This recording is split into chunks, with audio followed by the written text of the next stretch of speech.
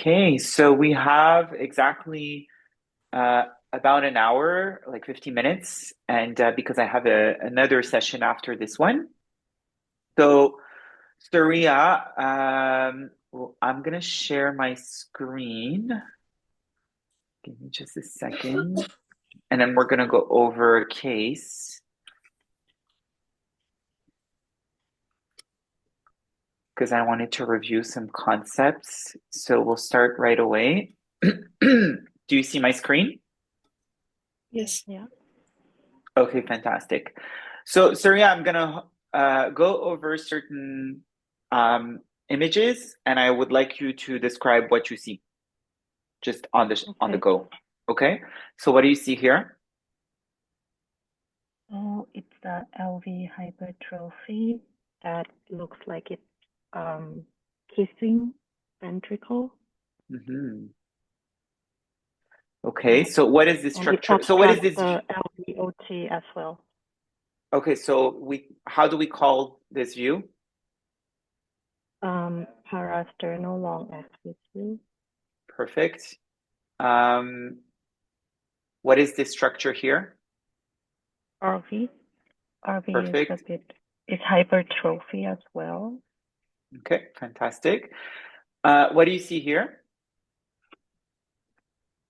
That is the aortic valve that Okay, looks so smaller than usual. Okay, so the way we would say it, I would say this is a parasternal long axis view. There's a color box in the middle that is located centrally around the left ventricular outflow tract and aortic valve.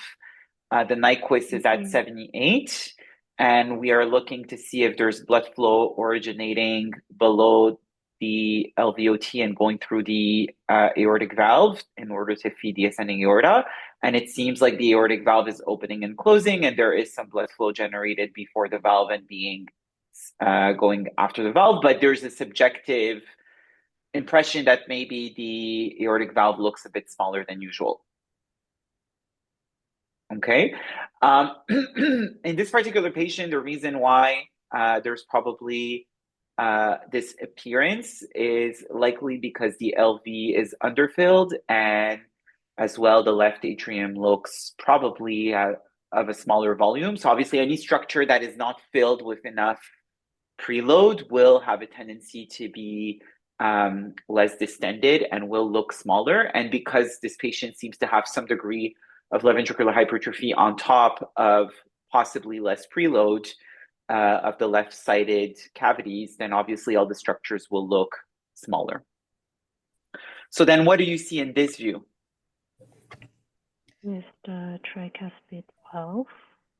Okay. Can I add in some finding from the parasternal long axis view? I think in the parasternal long axis view in the 2D we saw the SAM. So I would have to Systolic pause. anterior. Yeah, I would have to pause, and I would have really go through like systole. Or we would have to look at the M mode, which I'm not sure I put here, but there's the follow-up M mode that's here. And SAM is systolic anterior motion of the mitral valve, which means that during contraction, the leaflets of the mitral valve are coming and abutting against the walls, which in this case, actually, there's no obvious SAM in the sense that when you have hypertrophic cardiomyopathy, you have a tendency that during contraction, the left auriculoventricular annulus will have a tendency to come and abut against the septal hypertrophy, which can create an obstruction to the blood flow within the LVOT. And in this case, it's not obvious. There are situations where it is much more obvious. So I'm not 100% convinced. I think what you see here is that during diastole, when the mitral valve opens, because the LV cavity is not getting filled nicely, you do get the mitral valve to actually hit the septal wall. But this is in diastole, it's not in systole. It's when the mitral valve opens. So it's a bit different than systolic anterior motion, which is really during systole, when the mitral valve is closed and there's actually supposed to have ejection inside the outflow tract. Okay, and if we have time towards the end, I'll show exactly what systolic interior motion mitral valve looks like. Does that clarify for you, Pacini? Yes, thank you. Yeah, I think what you saw is this kind of, anterior leaflet of the mitral valve hitting the septal wall, and that, is just a marker that is in diastole when the mitral valve is opening. Okay, so you said, Surya, that this is a tricuspid valve in the parasternal long axis, and that there's the color box. Any particularity about this? I can see like a regurgitation of the Yeah, valve. maybe there's a bit of TR here. Hard with the quality of this particular image. You can see here, always pay attention to the Nyquist, that the Nyquist is relatively low. So there's a bit of aliasing in this view. So it's a bit more difficult to completely get a sense of how much TR there is or how much this is just artifacts. Mm-hmm. So what is this view? Pulmonic valve, pulmonary artery, and you can see there's a turbulence of the flow across the pulmonic valve, and also the pulmonary insufficiency, like a little red jet. I see. Perfect. So first of all, again, the velocity filter is at 58, which is relatively low for an arterial. So whoever was doing the echo had, decreased a bit the velocity or the Nyquist.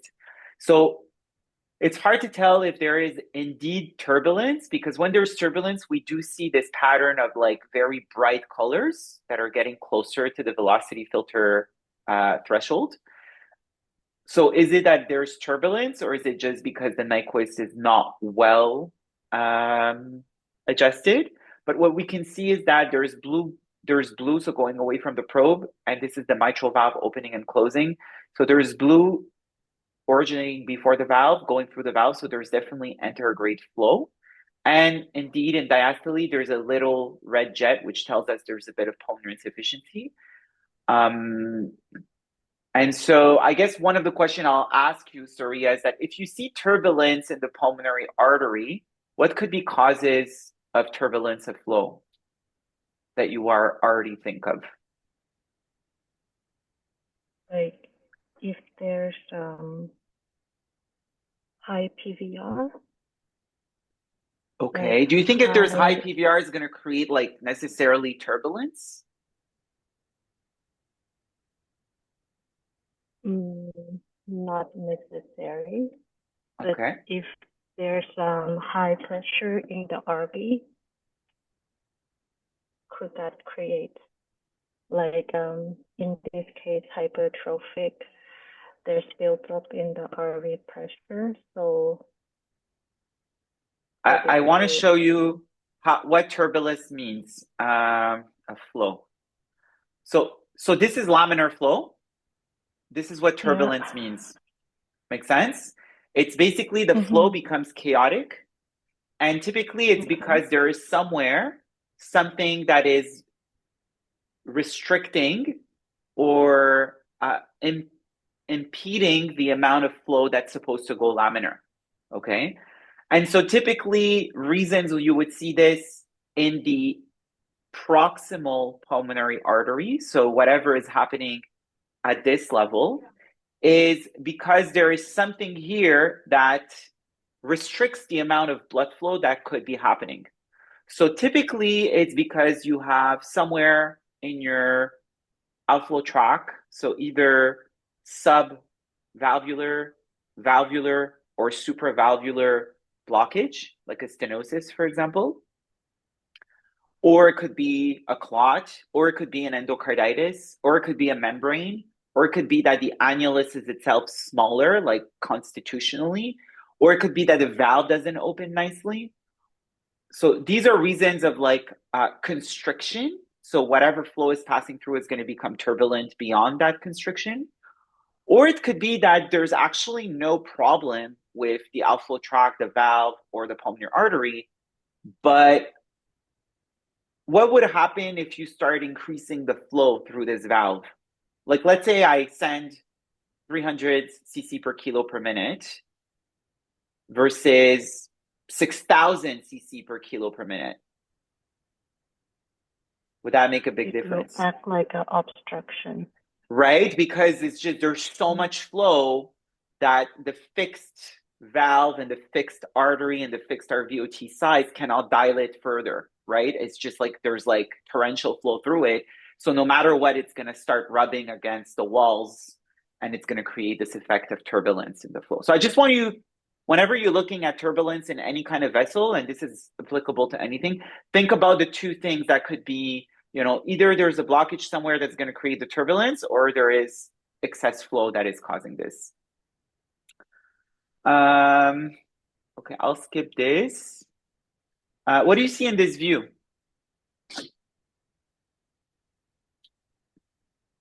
I'm not sure. Is it short axis? So what is this organ here?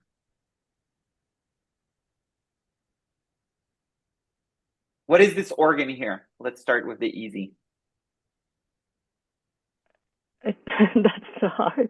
Okay, perfect. I can see like a central line there.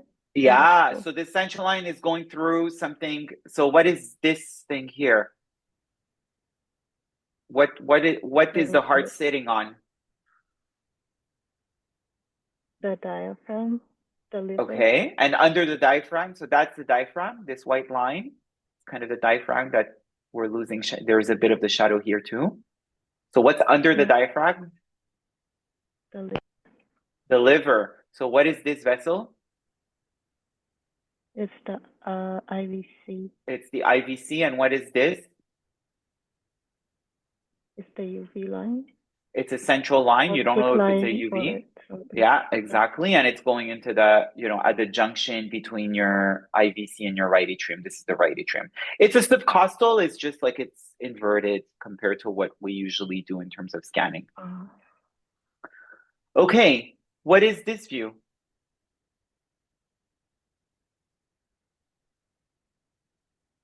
Surya. This is the subcostal view. Okay. Like sweep down to the mid-papillary, like going down towards the apex. So back up. Look at this. What is this blue jet?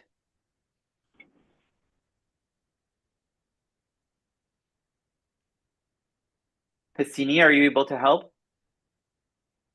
It's a 3-chamber RV.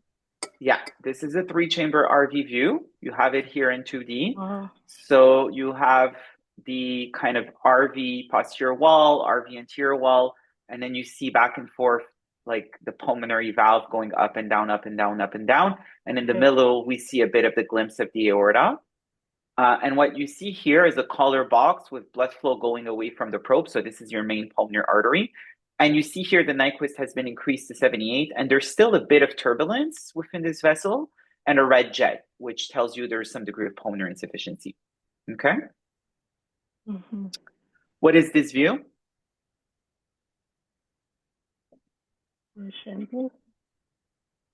So what's this structure? It's an RV. RV, what is this structure? LV. Yeah, so this is a kind of tilted apical 4-chamber. It was a patient that was difficult to scan because of lung disease. And then you can see that the RV, though, we have good motion of the tricuspid valve up and down. But, you know, we can appreciate, again, you know, the caliber of the LV compared to the caliber of the RV is that there's probably underfilling. The LA looks a bit smaller than usual. So there's, you know, definitely some degree of preload concern. And then when we put collar over the tricuspid valve, we see a bit of TR here. Okay. So what is this view? It's the arch view. It's the arch view. We see 1, 2, and then 3 vessel branching patterns. So that looks like a pretty nice view. And then we don't see any kind of posterior shelf. The isthmus is around here. There's no clear blockage on the 2D. And then what is this view?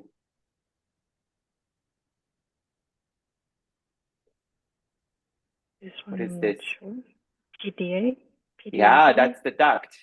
So their main pulmonary artery, there's a duct here, there's the RPA, and then there's the LPA. Okay, you see 1, 2, and then 3 branch, and this goes into the descending aorta. Okay, do you think it's a big PDA? Mm-hmm. It's pretty big, huh? It's like the size of the MPA at least. Okay, I'll go a bit quicker just because I want to make sure we go over the physiology and everything. Just a second.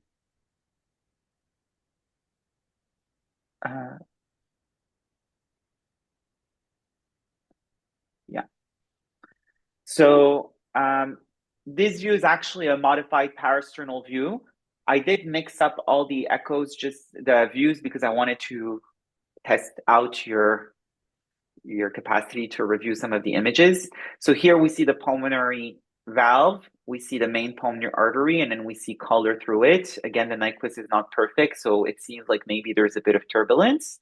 And this is just the view with some of the flow going through the duct, which is here, okay? Which looks relatively blue, maybe with a bit of red, so we suspect bidirectional shunt. Okay, I'll skip these ones actually for now. What is this view? It's a subcostal view. Okay, perfect. So what is this structure and what is this structure here? It's the left here. Atrium and right atrium. Yeah, so right atrium sits here, and then left atrium is that tiny thing here. And what we see in the middle, just in a second, because there's a sweep, this thing here is the septal wall. And if we look now at the color, just before the sweep here, you see the color going kind of mostly blue, which is away from the probe. So the RA looks very distended. The septum is bulging towards the LA, and you get this blue jet going from the RA to the LA. Okay, this is another view of the septal wall, where we see kind of the color flow going from the right atrium to the left atrium. Okay. So before I go on, I'll go to echo day 2. I'll just give you a bit more sense of this patient, why this patient was evaluated. This is a preemie who present right off from birth with severe hypoxic rest failure, was intubated in the living room, required surfactant, was on 100% oxygen, and then was brought to the NICU and was found to have preductal saturation at 75 and postductal saturation in the 40s. Was a bit hypotensive, and the first gas showed lactate of like 3, and then eventually the follow-up gas had like lactate increasing, and the baby persisted to be hypotensive. And that's the reason, first there was like a quick echo that was requested kind of in the middle of the night, and then in the morning there's a repeat echo that was done. And so that's the echo in the morning, and you'll see more kind of the classical views on this echo. So just for those joining on the line, this is a parasternal long axis view. We can appreciate there's some degree of biventricular hypertrophy, with the septum being a bit juicy and thick.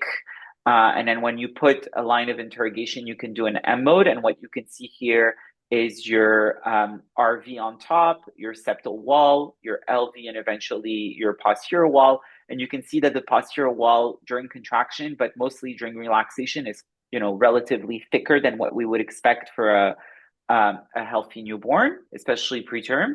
And there is otherwise good contractility of your LV.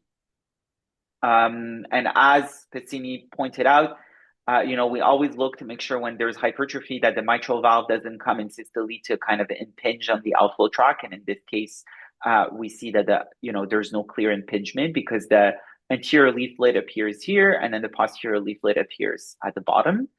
So this is posterior and this is anterior, and we don't see any impingement. Then this is the color Doppler, which provides you information about directionality of flow. We have a filter velocity here. And so putting the color box, we can see blood flow through the pulmonary artery. Eventually, as we go more central, we see blood flow kind of red filling the LV. And this is when we go posterior and we look at the tricuspid valve here. where there's a bit of a blue jet here when tricuspid valve is closed. So it tells us there's a bit of tricuspid insufficiency. Then we turn 90-degree probe and we get into what we call the parasternal short axis view. The parasternal short axis view is the cross section of the heart. So it's basically cutting the heart in the middle and looking from on top. Here we're doing a sweep. You have the RV and the LV here with the mitral valve. And eventually, as you're sweeping in more towards the head, you get the aortic valve. So in the view here, we see the aortic valve and we see nice and juicy coronaries. The coronaries looks even a bit dilated. What could be a reason for coronary to be dilated? Saria? When you see like nice big coronaries, like here you see the RCA, the nice RCA that's coming here. And then eventually you also see the LCA here. What could be reason for a baby who has a normal heart otherwise to have coronaries that are dilated?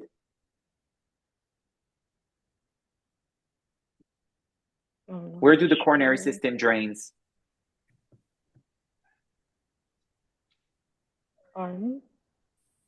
The RA.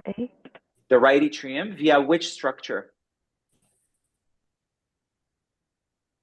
Coronary sinus.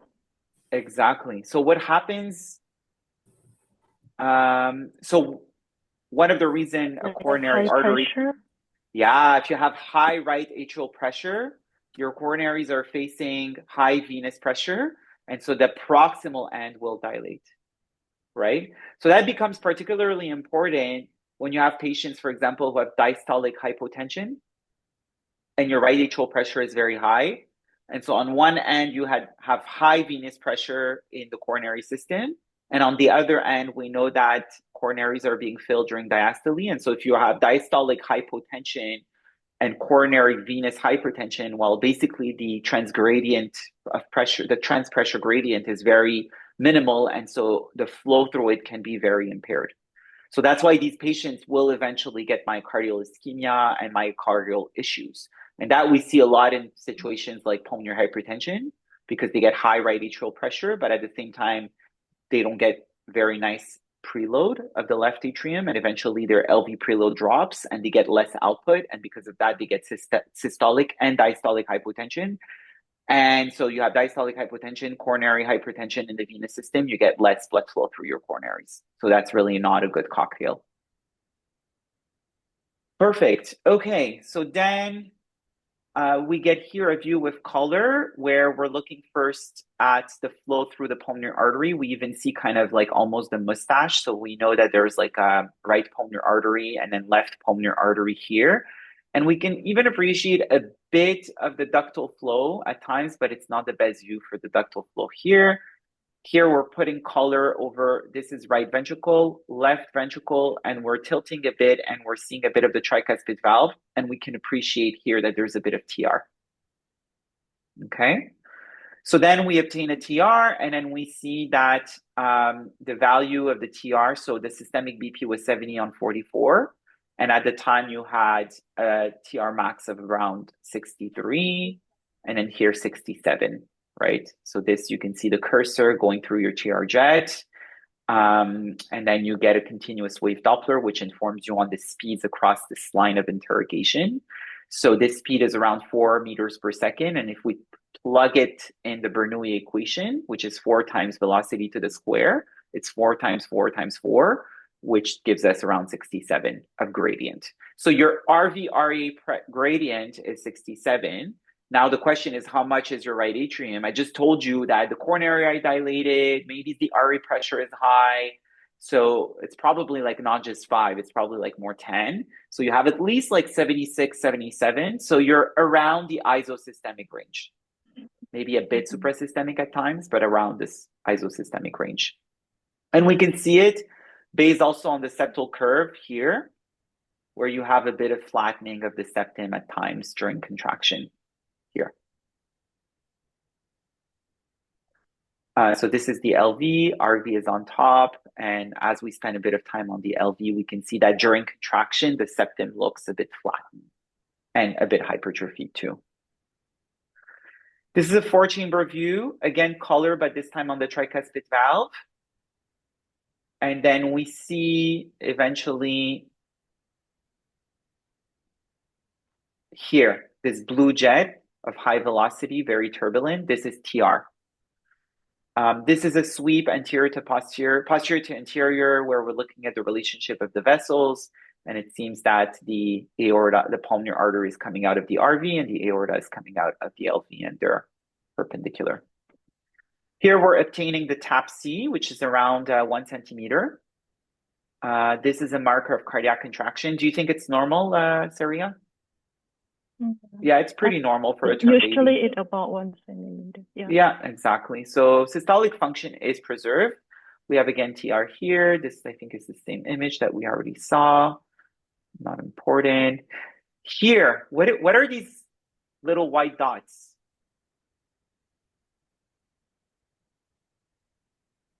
What are these white dots? Surya, do you know? No. These are bubbles. These are when you're doing an echo and someone is injecting something through a central line. And the central line, even if you put air stopper or filters, there's always a bit that will pass. So you can see that in this case, the nurse was actually injecting something, and we can see the bubble in the right atrium. And eventually they even got to the left atrium, probably because there's a right to left shunt at the atrial level. So that's, it just happened randomly that someone was injecting something through the central line. And so actually in the adults, they use agitated saline, or they use sometimes contrasts to see if there is PFOs or ASDs in adults. Okay. This is a subcostal view. We see the spine here. We see this is the aorta on top. This thing here is the IVC here. And then here, this is aorta as we sweep. Okay, this is a nice subcostal view. We see the right atrium, left atrium, and we see the PFO flap here, which is, I would say, bidirectional, but mostly right to left. And this is the subcostal view of the short axis, where you can also appreciate the flattening of the septum. You have the left ventricle and the right ventricle here that looks a bit dilated. Here, it's a much nicer view to see the right to left shunt at the PFO level. It's the 90-degree from the other subcostal view. So we have what we call the bicaval view. We have the SVC coming in, and eventually you have, your IVC, and you see the red flow of the SVC here. And then this flow here is actually your PFO that is left to right, right to left, blue.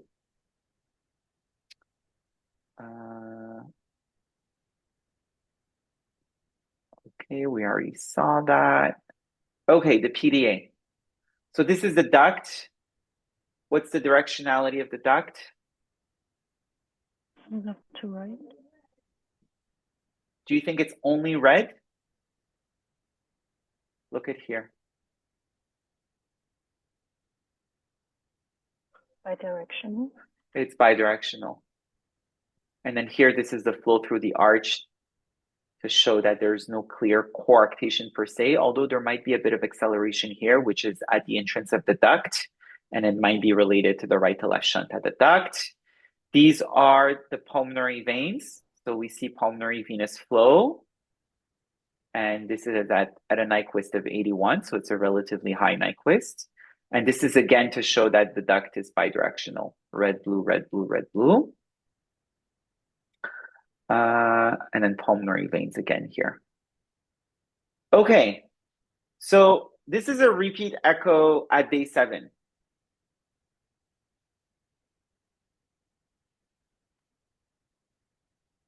What's happening here?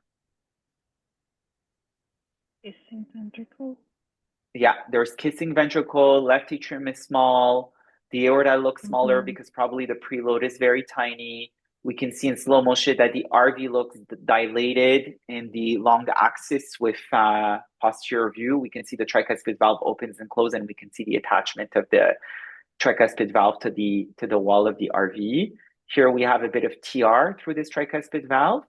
And this is a zoom on the aortic valve where we still see the aortic valve opening and closing. So when it opens, now you see the leaflet of the mitral valve getting closer. That's SAM for you, Cassini. Does that make sense? You have the septum here. You have the aortic valve. The aortic valve is open, and the mitral valve leaflet gets anterior. So there might be some degree of obstruction by the mitral valve. This is a short axis with color. What is this thing here?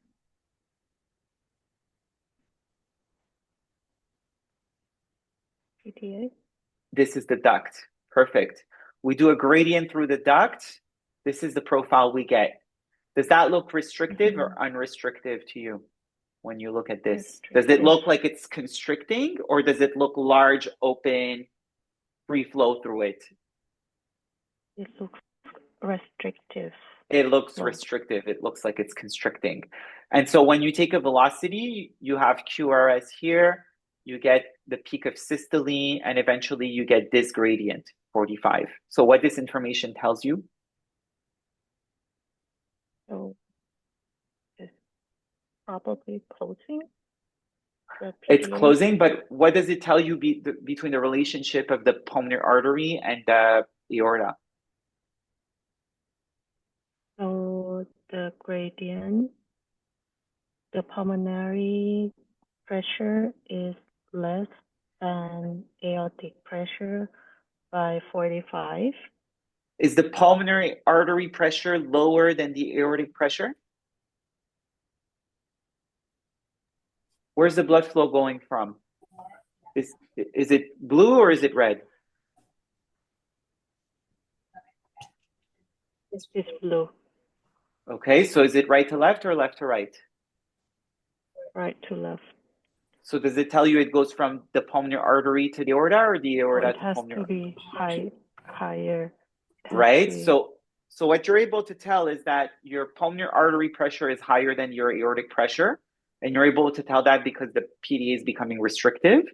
And at the peak of systole, you have 45 millimeters of mercury extra in your pulmonary artery compared to your aortic pressure. So this doesn't tell you how much aortic pressure is. Maybe your aortic pressure is like 20/10, right? But if your aortic pressure is decent, it tells you your PA pressure is very high. So it might be that it's because the high PA pressure and not because it's a low aortic pressure. If you look in diastole, it's around like 2 meters per second. So 2 times 2, 4V squared, 2 times 2 is 4 times 4, 16. So even in diastole, your pressure is much higher in your pulmonary artery compared to your aorta. So here we get TR, we're probably misaligned, and we get 25, so it's probably underestimated. It is underestimated. Here we get the 3-chamber view of the RV, tricuspid valve, RV, aorta, pulmonary valve, pulmonary artery, and this divides into the RP and LPA eventually. And how do you find this RV now? How does it look like? It's good contraction. Do you think it's good contraction? Oh, no. Right. So definitely the contraction is decreased compared to previous. Do you think it's slim or do you think it's dilated? Dilated. It's dilated. Perfect. We have TR here again. We see the PDA again here. That's right to left. And then this is your LV. So you can appreciate that the septal wall is very hypertrophied. The free wall is very hypertrophied. And the cavity of your LV is almost obliterated. And when you put color, you can see what I mean by acceleration because this is your outflow tract. This is your aortic valve. And just under your aortic valve is kind of this tunnel, and there's definitely acceleration of flow. So there's not much output there. The output is definitely impacted. So I just want to go back to like some of the core findings we had. We find a patient with biventricular hypertrophy, LV worse than the RV. That seems to be progressive. We have a patient who has a large PDA initially that when it closes, it becomes very, causes RV dysfunction. You have a patient who had a right to left PFO shunt, a bidirectional PDA, but eventually became completely right to left. And you have decreased preload to your LV, you have decreased LA size, you have increased RA and RV size, you have some turbulence of flow into your pulmonary artery and some pulmonary insufficiency. Typically, when we see that degree of pulmonary insufficiency, it's a concern that there might be some degree of MPA dilatation. And so in this case, there's actually pulmonary artery dilation also. And then if you look a bit carefully in your subcostal view, what do you see here? What is that? What is this? Dilated hepatic vein. You have dilated hepatic veins. So what could cause dilated hepatic veins?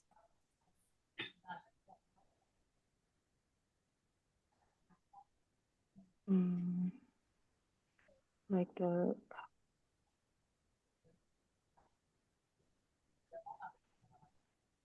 Pacini, what could cause dilated hepatic veins? It's like a lot of flow or any obstruction in the liver. Exactly. But in this case, it's most likely some vessel like the AVM, hepatic AVM. So dilated vessels in the liver could be either because you have impingement of flow in your right atrium. So think about tricuspid stenosis, atresia, and then your PFO is very tiny. So then obviously right atrial, emptying has nowhere to go. So then your liver is going to become big.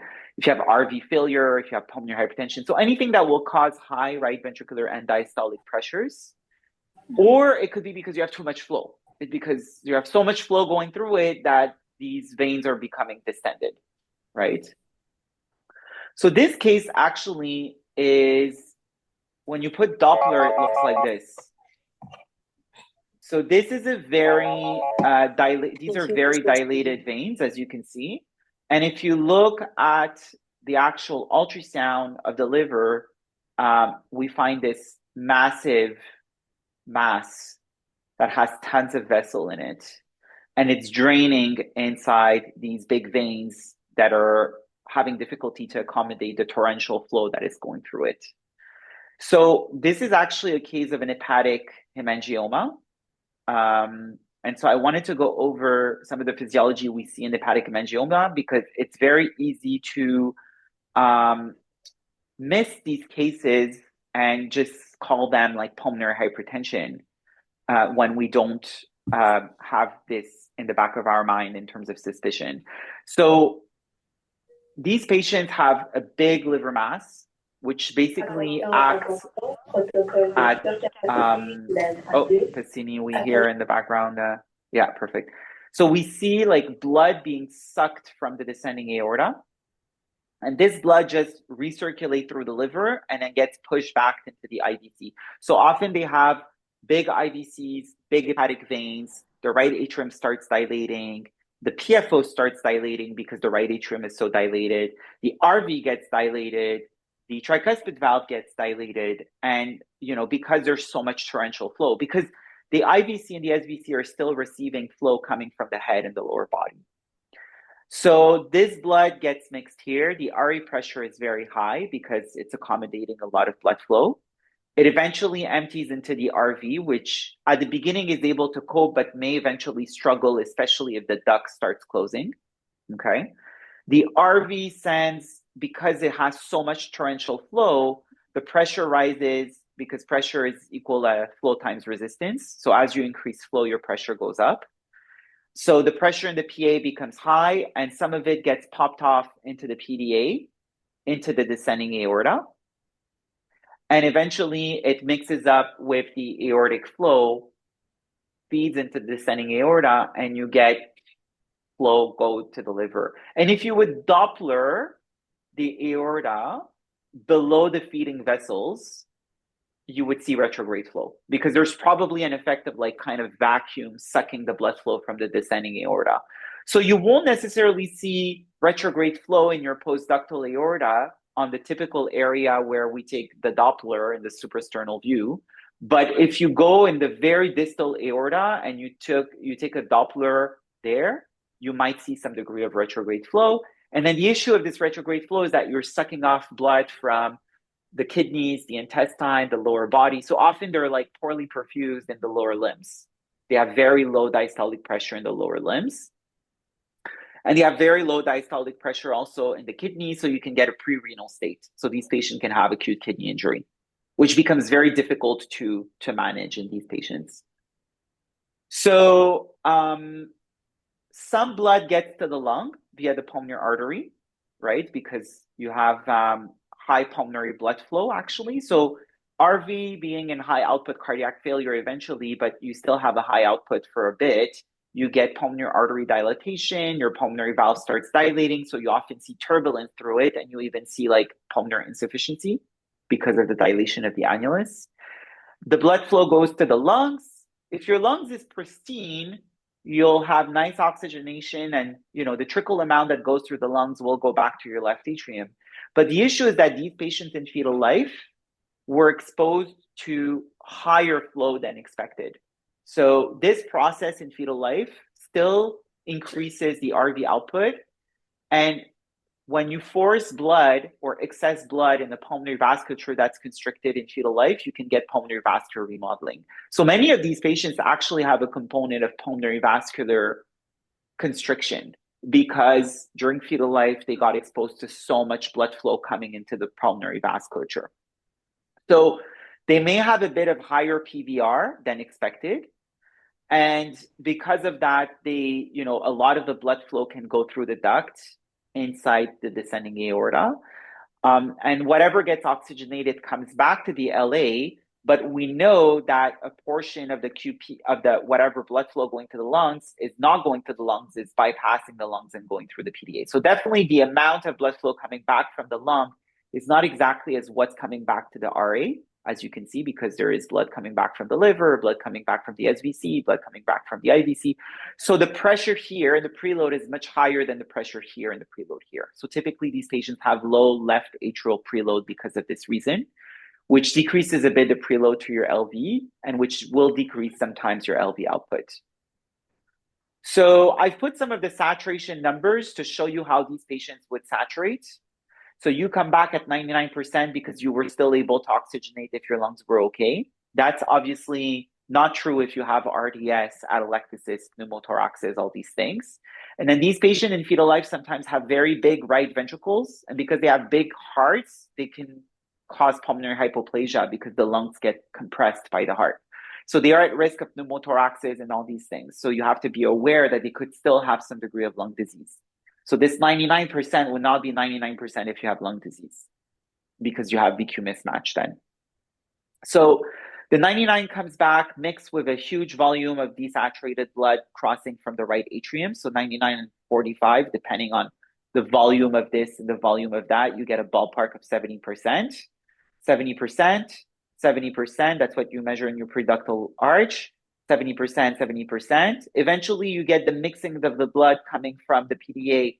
45 and 70 gives you 50, 50, 50. And then the 50 that goes to the lower limb eventually comes back retrograde also and gets sucked up in diastole into the liver.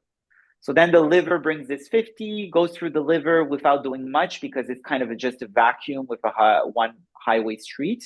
And this 50% comes back to the IVC and mixes up with the venous return coming from the body. So if the body was able to feed the upper at 70%, you get about 40, 45 here because the brain tends to extract more oxygen than the lower body because it's a high metabolic demand.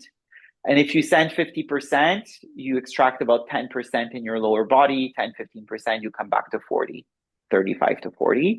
All this ballpark will mix with what's coming back from the liver and will give you this kind of 45 because you have 40, it's the 40, 40, and 50. So you mix everything, you get to 45. So that's kind of the saturation, kind of how they get mixed up in these patients.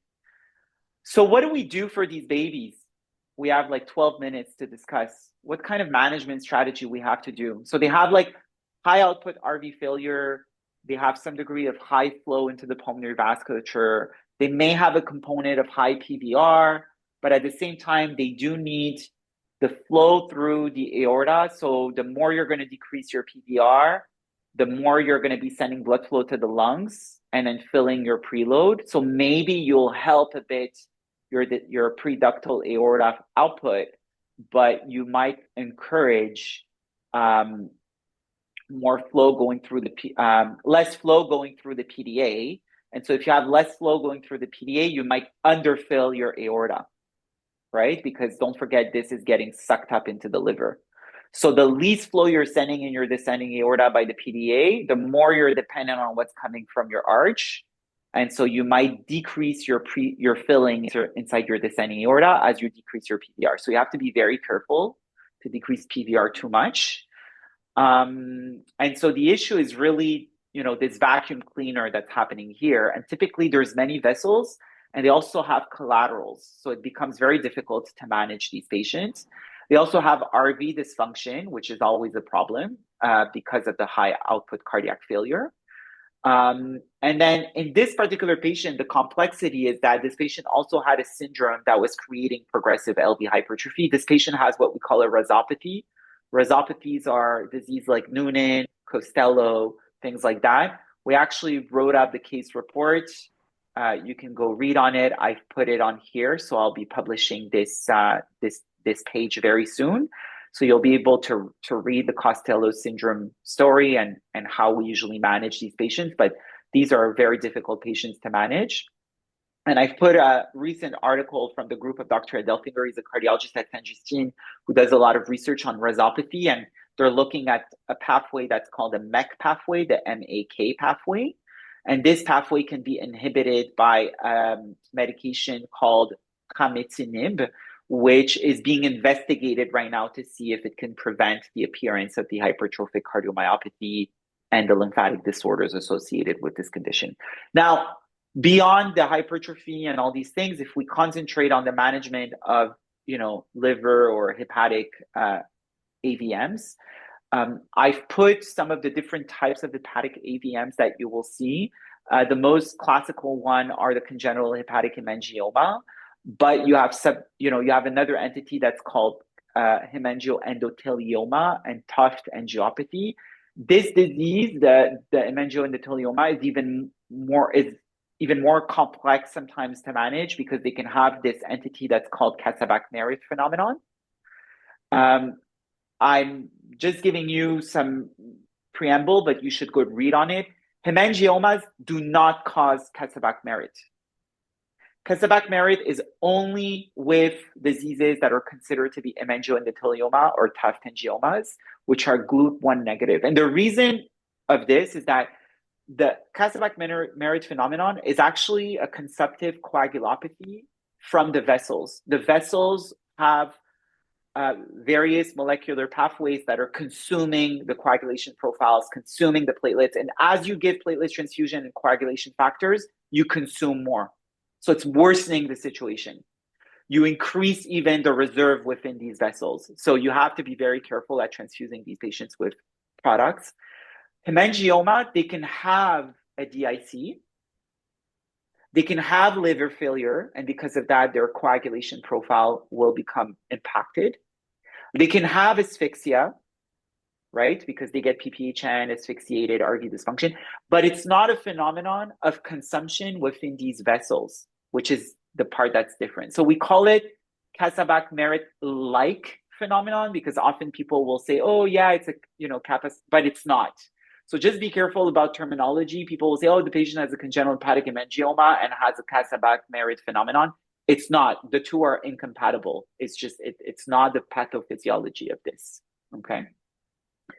These patients have also liver failure, so they can get like hyperammonemia. They can get hypoalbuminemia, so they can be very fluid overloaded with low oncotic pressure. They can have hepatorenal syndromes with kidney failure. So these are particularly complex to manage. Typically, what we do is that we support the RV function with agents like epinephrine or dobutamine to support the inotropy. And then we would like to maintain the duct as much as possible. So this patient actually was started on PGE. And despite the PGE, started constricting the duct, actually. And then eventually, if they're extremely unstable, you need to go and do some embolization to close off some of these feeding vessels. But you cannot close the feeding vessels all at once, because then you can significantly change the preload and load, the overall loading conditions, and this patient can collapse, especially if there's very high PVR underlying. So typically they'll have multiple feeding vessels, and you'll go in and you'll kind of occlude about 75%, keep one, wait a few days and go back. Okay, that's what we did with this patient. This patient was actually 29 weeks, was born a kilo. So how would you do the embolization? Where would you go from to do the embolization in this patient? Would you go through the femoral artery in a 1 kilo baby? No, huh? So typically these patients, you want to have, what did you say, Shahad? From the umbilical vessels? Absolutely, umbilical artery. So these patients, you want to have the best person to place an umbilical catheter in the artery in order to keep the umbilical artery patent. So in this particular case, we placed the vessel umbilical artery. Actually, I'm the one who was there at delivery. I placed the umbilical artery catheter. It was a single umbilical artery. So you place the catheter, and then at 4 days of life, we brought to the cath lab with the radiologist. And then together, me and the radiologist, we thread a guide wire through the umbilical artery catheter, remove the umbilical artery catheter, and then they use that to thread their catheters inside the liver and do the embolization. So that's, if you go down, you'll see the example of the embolization, and you can see all these vessels kind of flash up as soon as we put the contrast. And the difficulty with premature babies is obviously that you have to be very careful about the amount of contrast you're using. So these kind of things need to be done by very expert, like IR specialists, that are able to do like a one simple low dose contrast and be able to localize where they're going to be putting their embolization for these vessels, these feeding vessels. Now, this particular patient had also the component of hypertrophy and was becoming quite tachycardic here on the last echo.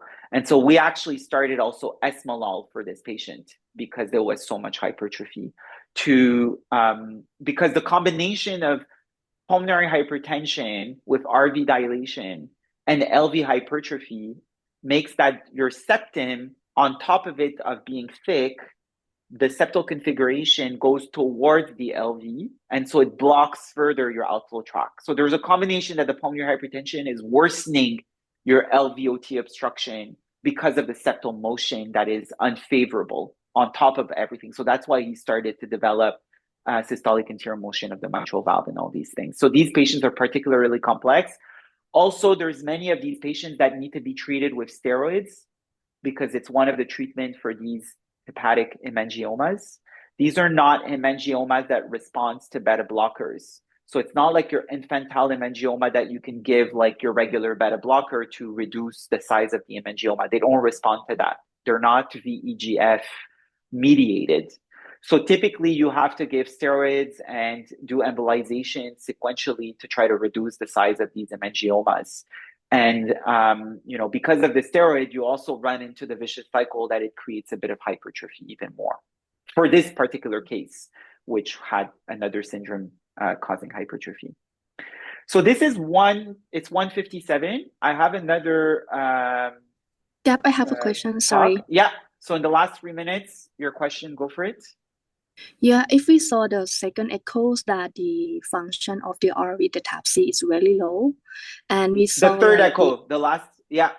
I'm not sure that which echo, but this TAPC is very low, and we saw like with the kissing of the LV at that time, if the baby is a crash, should we suggest any NS one dose or any inotrope and the PG? So this kid was already on PGE. So at that time, what we did is we increased the PGE. That was the first thing. The second thing is that you need to support more the RV function. Okay, so first thing, you pop off. So you try to reopen this duct, which for some reason had started restricting. Giving more fluid is just going to overwhelm more the RV and the RA, and it's not necessarily going to translate in increasing preload of your LV. So actually in this patient at that point, what we did, we started INO. We tried to drop, because this was post-embolization. So we tried to drop our PVR and increase the preload of your LV by promoting more pulmonary blood flow, basically. Because if you give a bolus, the bolus is going to go where? It's going to go in your IVC or SVC, and it's going to flood your RA and your RV. It's not necessarily going to translate into more preload into your LV, right? So in this, and because there's significant RV failure, we decided to, and this patient was already receiving a lot of fluid because obviously had DIC and was receiving transfusions. So the part about fluid and filling was already kind of managed, right? The IVC was extremely distended just from the fact that there was so much flow through the liver. So our approach was to increase inotropic support, reopen by increasing the PGE while still being careful of not creating too much vasodilation. And we had started INO, and this patient actually was started also on a bit of norepinephrine.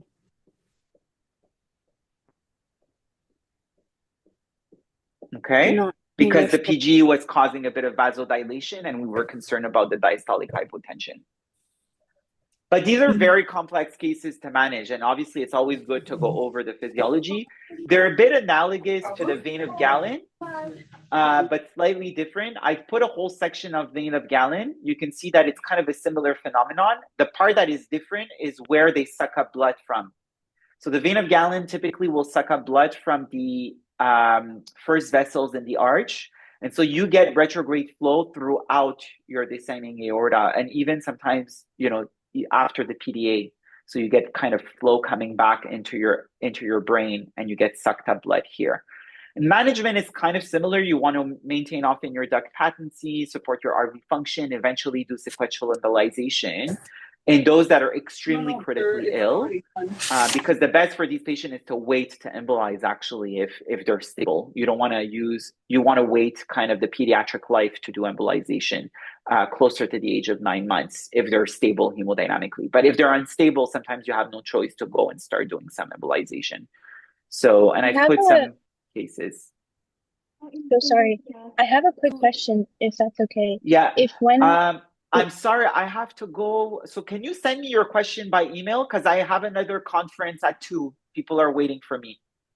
For sure, no problem. Fantastic. Thank you so much. Okay, guys, we'll see you at the next teaching. Thank you. Thank you. Have a good day. You too. Okay.